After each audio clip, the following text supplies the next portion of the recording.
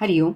भगवान आद्य श्री शंकराचार्यकृत श्रीकृष्णाष्टकम योगदास श्री जयगणेश जोशी यांचे निरूपण. नमामि. अशा श्रीकृष्णाला मी नमन करतो. भगवान आद्य श्री शंकराचार्य म्हणतात की ज्याचे पाय सदैव कमळासारखे आहेत, जो आमच्या मनात चिरस्थायी असतो, जो समस्त विश्वातील कुबेरांचा कुबेर आहे, जो नंदाचा बालक आहे, अशा श्रीकृष्णाला मी नमन करतो. समस्त दोष शोषणम, जो सर्वांचे दोष सामावून घेतो. भगवान आद्य श्री शंकराचार्यांनी श्रीकृष्ण सर्वांचे दोष सामावून घेतो असे श्रीकृष्णाचे वैशिष्ट्य म्हणून सांगितले आहे. भगवान आद्य श्री शंकराचार्यांनी येथे जी शब्दरचना केली आहे ती पाहण्यासारखी आहे. ते म्हणतात की श्रीकृष्ण सर्वांचे दोष सामावून घेतो. ओळीत मूळ शब्द आहे शोषण करतो आणि त्याचे भाषांतर मी केले आहे सामावून घेतो. शोषण करतो, सामावून घेतो याचा अर्थ श्रीकृष्ण दोष नष्ट करत नाही, हरण करत नाही, तर ते दोष तो सुधारून घेतो, दुरुस्त करून घेतो. श्रीकृष्ण दोष दुरुस्त न करताना ते बदलून दोषांचे शोषण करतो. श्रीकृष्ण चूक सुधारण्यात बदलून ते त्यात सामावून घेतो. त्या योगे अशांना मूळ प्रवाहात येण्यासाठी संधी देतो. यालाच येथे दोष शोषण करणे किंवा सामावून घेणे असे म्हटले आहे. कारण चूक होणे, दोष असणे म्हणजे तेथे सुधारायला संधी आहे आणि म्हणून ती चूक किंवा दोष क्षम्य आहे. अर्थातच जर ती चूक किंवा दोष सुधारण्याची इच्छा असली आणि तसा प्रत्यक्ष प्रयत्न केला गेला तरच ते क्षम्य आहे. कारण चूक होणे, दोष असणे हे अज्ञान असते. चूक मुद्दाम केली जात नाही, दोष मुद्दाम ठेवला जात नाही. चूक मुद्दाम जाणून बुजून करणे किंवा सदोष काम मुद्दाम जाणून बुजून करणे हा गुन्हा आहे. ते मुळीच क्षम्य नाही. इंग्लिशमध्ये मिस्टेक क्षम्य आहे. मानव चूक करू शकतो, तथापि फ्रॉड हा गुन्हा आहे, तो क्षम्य नाही. चूक झाली, दोष राहिला तर तसे मोकळेपणाने मान्य करणे ह्याला फार महत्त्व आहे. तसेच झालेली चूक, असलेला दोष दुरुस्त कसा करायचा हे योग्य व्यक्तीकडून समजून घेऊन त्यात सुधारणा करणे हाच त्यावर एकमेव उपाय आहे. अशाने ज्ञान मिळते आणि भविष्यात अशी चूक पुन्हा होत नाही, असा दोष पुन्हा राहत नाही. तसेच येथे समस्त असाही शब्द वापरला आहे.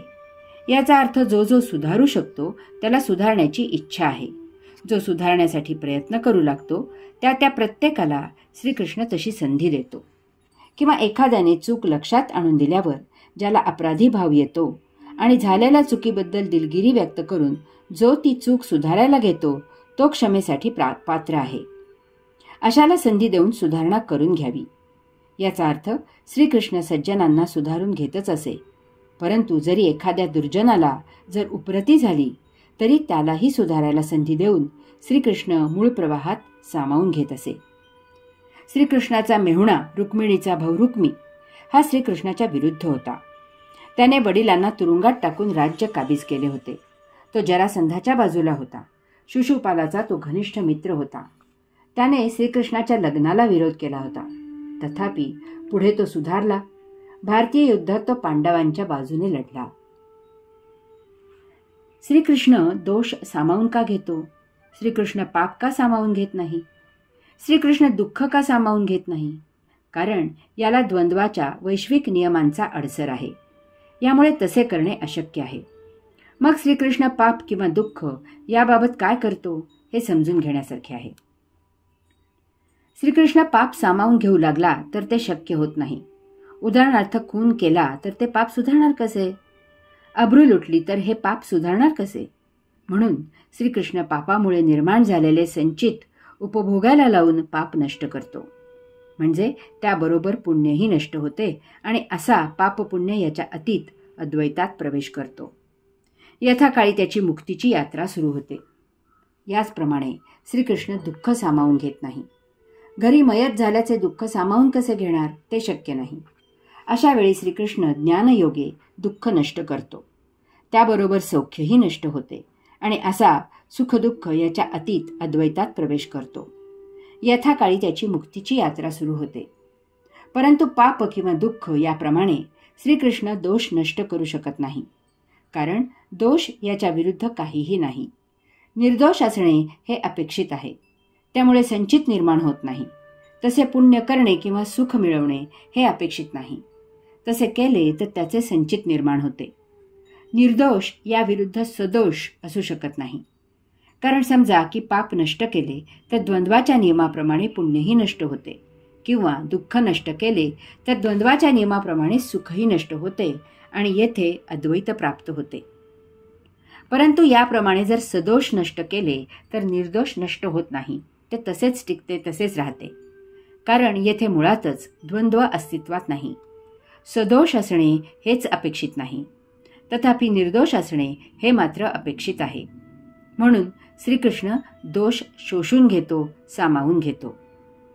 यास्तव श्रीकृष्णाचे भजन करावे. भगवान आद्य शंकराचार्य सांगतात की जो सर्वांचे दोष सामावून घेतो अशा श्रीकृष्णाला ते नमन करत आहेत. समस्त लोकपोषणम, जो सर्व लोकांचे पोषण करतो. भगवान आद्य शंकराचार्यांनी श्रीकृष्ण सर्व लोकांचे पोषण करतो असे श्रीकृष्णाचे वैशिष्ट्य म्हणून सांगितले आहे. मागील ओळीत शोषण असा वापरलेला शब्द या ओळीत वापरलेल्या पोषण या शब्दाच्या बरोबर विरुद्ध आहे.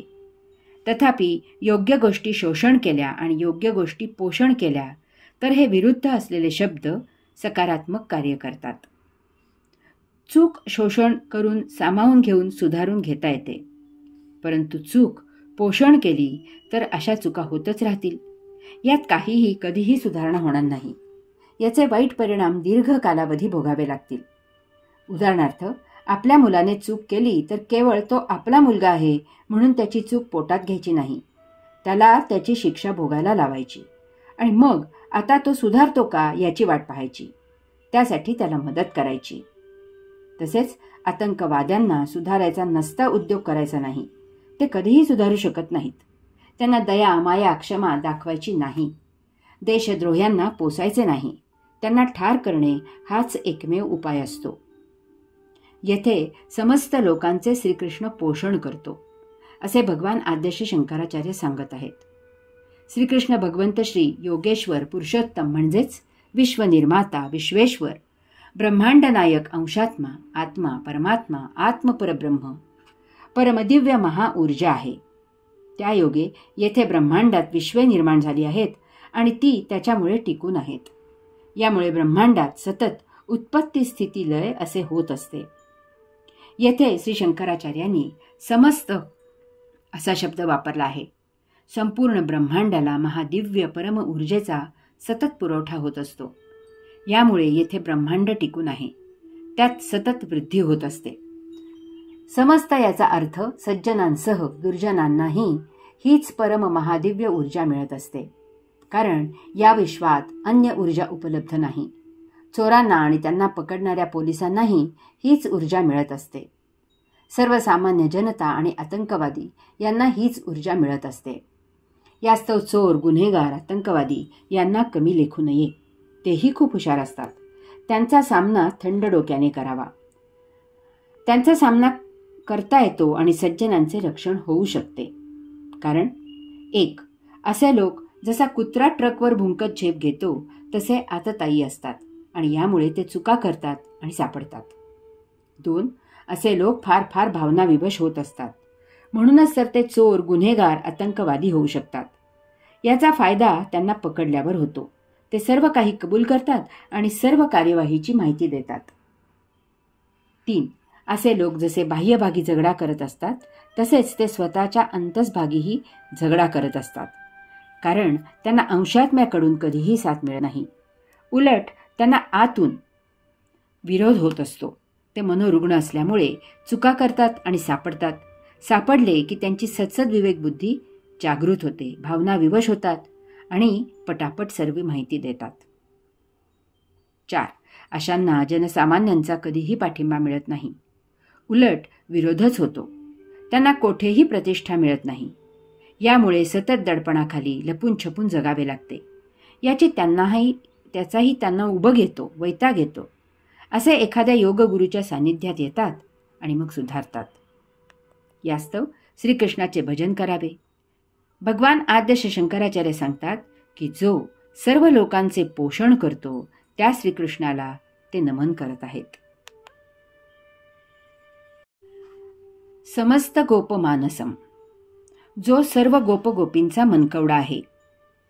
भगवान आद्य श्री शंकराचार्यांनी श्रीकृष्ण सर्व गोपगोपींचा मनकवडा होता असा श्रीकृष्णाचा विशेष म्हणून सांगितला आहे. मनकवडा याचा अर्थ दुसऱ्याच्या मनातील भाव ओळखणारा. माता तिच्या बालक असलेल्या अपत्याच्या मनात काय आहे ते ओळखते, परंतु मूल मोठे झाले की तसे होत नाही. दोन घनिष्ठ मित्र एकमेकांचे मन ओळखतात, निरागस पती पत्नी एकमेकांचे मन ओळखतात. हे असे होते कारण अशा व्यक्तींची संवेदना एकमेकांबद्दल तरल असते. घनिष्ठ संबंधामुळे त्यांचा एकमेकांचा चांगला परिचय झालेला असतो. त्यांचे आचार विचार एकमेकांना चांगले माहीत असतात. हे साधे मानसशास्त्र आहे.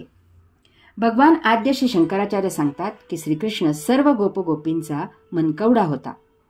त्यांच्या मनात काय आहे हे श्रीकृष्णाला चांगले समजत असे. त्याने सर्व गोपगोपींची नस ओळखली होती, त्याप्रमाणे तो करत असे. यामुळे तो सर्व गोपगोपींचा लाडका होता, जीव की प्राण होता, पुढारी नायक होता. जसे श्रीकृष्ण गोपगोपींच्या मनातील भाव ओळखून त्याप्रमाणे करत असे, तसेच श्रीकृष्ण गोपगोपींच्या हिताचा विचार करून त्यांच्या मनात त्यांना अहितकारक असे काही असले तर त्यापासून तो त्यांना परावृत्त करत असे. असे करण्यात श्रीकृष्णाचा जराही स्वार्थ नसे आणि हे सर्व गोपगोपी ओळखून होते.